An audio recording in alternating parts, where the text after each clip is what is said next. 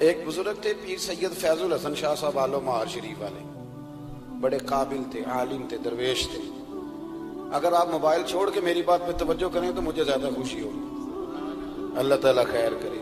یہ ویسے جس نے بنائے تھے اس نے لکھا نہیں تھا کہ ہر وقت ہاتھ میں ہی رکھنا، یہ اس نے نہیں کہا تھا۔ یہ ایجاد کرنے والے نے تھوڑی کہا تھا کہ یہ میں نے اس لیے بنایا کہ اس کو ہاتھ میں رکھنا، ہاتھ میں تسبیح رکھا کرے، یہ جیب میں رکھنے کے لیے، جب بجے تو باہر نکالے، مہربانی فرمائیں، اللہ کو جزائے خیر عطا فرمائے۔ اب تو نا جی ایک دوست ایک دن بڑا دور کا سفر کر کے آئے اور انہوں نے کئی دفعہ مجھے یہ باور بھی کرایا کہ میں بڑی دور سے آیا ہوں۔ باور بھی کراتے ہیں تو پیار سے بتاتے ہیں، بتایا میں بڑی دور سے آیا ہوں، لیکن ہر 1.5 منٹ کے بعد جیب سے موبائل نکال لیتے ہیں۔ تو میں انہوں نے آکھے میں کہ یہ زیارت کرنی چاہیے تھے، گھر ہی کر لینی سی، تو نہ لمبا سفر کرنے کی کیا ضرورت، آپ تو میری زیارت کرنے آئے تھے بقول آپ کے، حالانکہ وہ زیارت والا یہاں رٹا بھی کوئی نہیں، لیکن موج ہے نا لوگوں کی، اللہ آپ کو جزائے خیر عطا فرمائے۔ آج تو مجھے شفیق صاحب نے کہا تھا کہ آپ نے لائیو تقریر کرنی ہے لوگوں کے بیچ بیٹھ کے، مجھے کیا پتا تھا کہ وہاں بھی ریکارڈنگ کرانے جانا ہے۔ آپ مہربانی کریں، آج تو آمنے سامنے بیٹھے ہیں نا جی، اللہ تعالیٰ آپ کو جزائے خیر عطا فرمائے۔ چلو تھوڑا سا سامنے بیٹھ کے بھی بات، کسی نے کہا تھا کہ اثر کرے نہ کرے سن تو لے میری فریاد، نہیں ہے داد کا طالب یہ بندہ آزاد۔ آپ میری بات پہ توجہ کریں گے، سید فیض الحسن شاہ صاحب عالم مہاروی رحمۃ اللہ علیہ، ان سے ایک بندے نے پوچھا کہ حضرت عائشہ صدیقہ افضل ہے کہ سیدہ فاطمہ زہرا؟ آپ فرمانے لگے تجھے کیا مصیبت بنی ہے اس بحث میں پڑھنے کی، جو لوگ بڑے ہوتے ہیں وہ بڑے ہی ہوتے ہیں، جو بڑے ہوتے ہیں وہ۔ کہنے لگا جی آپ عالم کس بات کے ہیں، سوال کا جواب ہی نہیں دے رہے۔ فرمانے لگے چلو دے دیتے ہیں۔ حضرت پیر صاحب فرمانے لگے کہ عائشہ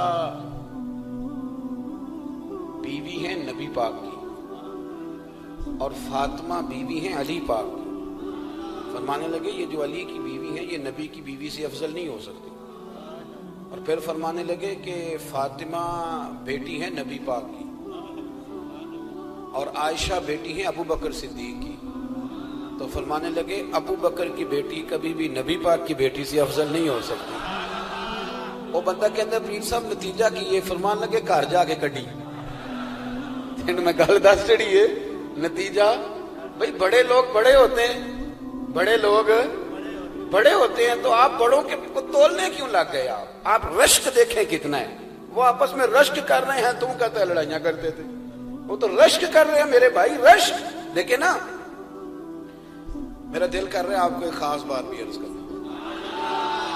حضرت القول البدیع میں نا امام سخاوی نے لکھا ہے، ان کا ذرا آپس میں رشک دیکھیں کتنا ہے، حسد نہیں رشک۔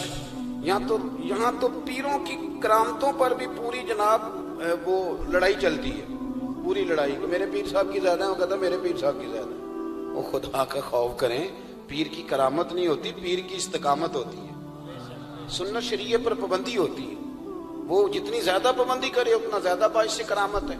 حضرت سیدنا مولا علی شیر خدا فرماتے ہیں، امام سخاوی نے القول البدیع میں لکھا ہے، فرماتے ہیں کہ حضرت عمر کا زمانہ مبارکہ تھا، میرا بڑا ہی دل کر رہا تھا سرکار کی زیارت کرنا۔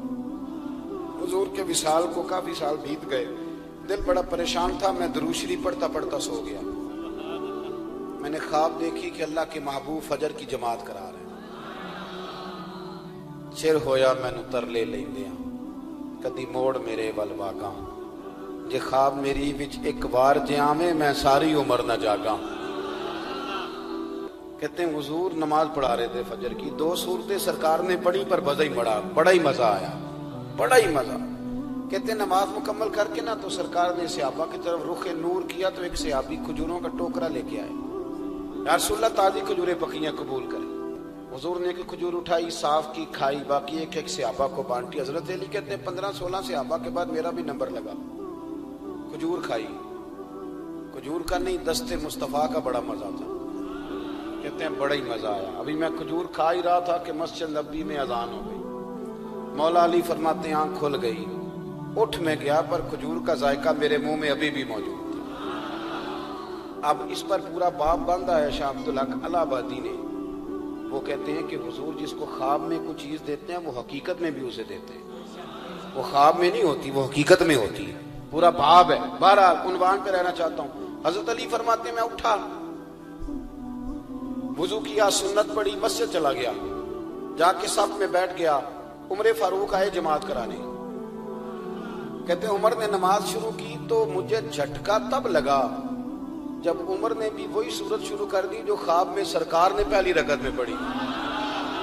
मैं समझा इत्तेफाक है, लेकिन कहते हैं दूसरा झटका जब लगा जब दूसरी रकत में हजरत उमर ने वो सूरत पढ़ी जो हुजूर ने ख्वाब में दूसरी रकत में पढ़ी थी। कहते हैं मैं अब बड़ा परेशान हूं कि ये बात किधर की किधर जा रही है। मौला अली शेर खुदा फरमाते हैं नमाज मुकम्मल हुई तो खजूरों का टोकरा भी आ गया। फरमाते हैं अब तो मेरी हैरत की हद न रही। हजरत उमर ने एक खजूर उठाई, साफ की, खाई, दूसरे सहाबी को, तीसरे को, चौथे को, 15-16 सहाबा को मिली, मुझे भी दी। कहते हैं खजूर खाई, मजा बड़ा आया। हुजूर से तो दूसरी मांगने को दिल करता था पर मांगी नहीं थी, अदब था। उमर से तो जराना था ना अपना। इनका रश्क देखें, आपस में रश्क देखें, हसद नहीं रश्क।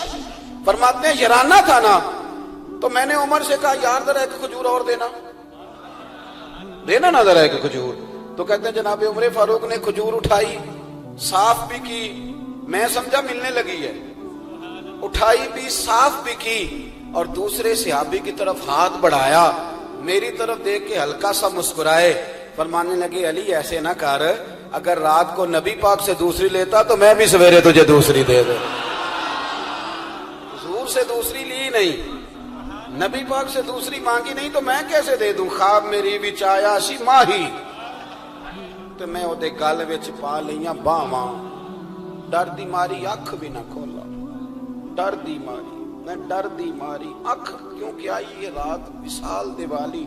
रब्बा ये रात मुक्कण ना देवी, ये रात मुक्कण ना देवी। डर दी मारी मैं अख भी ना खोला किते फेर विछड़ ना जावा। मेरे रसूल पाक के गुलाम रश्क करते थे, रश्क। हजरत अली कहते हैं मैं रोया तो उमर भी रो पड़े। कहने लगे अली जो रात तुझे नवाज के गए वो मेरे ऊपर भी करम फरमा के गए। रश्क करें जिंदगी, खुदारा छोड़ दें हसद करना, छोड़ दें एक दूसरे से जलना।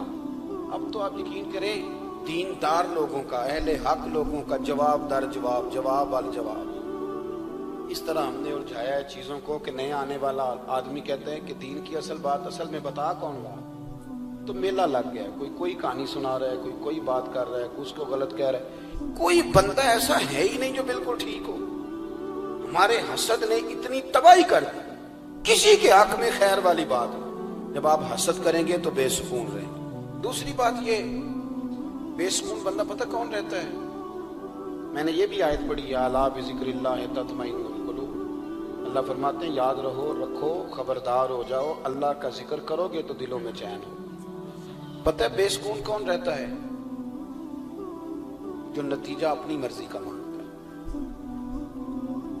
अकीदा तौहीद इस्लामी अकायद की जान है। जब आपने कहा ला इलाहा इल्लल्लाह मुहम्मदुर रसूलुल्लाह सल्लल्लाहु अलैहि वसल्लम, इसका माना यह है कि अब मैं अपने आप को ना अपने अल्लाह के हवाले करता हूं। अब रब गरीबी में रखे फिर भी मैं राजी हूं, बीमारी में रखे फिर भी राजी हूं, सेहत में रखे फिर भी, औलाद दे तो फिर भी राजी हूं, ना दे तो। समझे मेरी बात को, ये तौहीद है। हम ना ठीक होना चाहते हैं। दोस्त अक्सर आके कहते हैं कोई वजीफा बताएं, तबीयत ठीक नहीं रहती तो उन्हें कहते हैं सूरह फातिहा पढ़ो। कहते हैं बड़ी देर से पढ़ रहा हूं पर शिफा नहीं हो रही। तो मैं कहता हूं फिर आप अल्लाह की रजा पे राजी हो जाए, फिर अल्लाह की रजा पे राजी रहना भी तो सीखो ना, राजी रहना भी तो सीखो। बहुत सारी बेसुकूनी इस बात की है कि हम ना हम चाहते हैं मेरी मर्जी का सुकून हो, मेरी मर्जी का घर हो, मेरी मर्जी के बच्चे हों। भाई ऐसा ना करें। आप अपने हक में अपने रब के फैसलों को कबूल करें, आप कबूल करें अपने मालिक के फैसलों।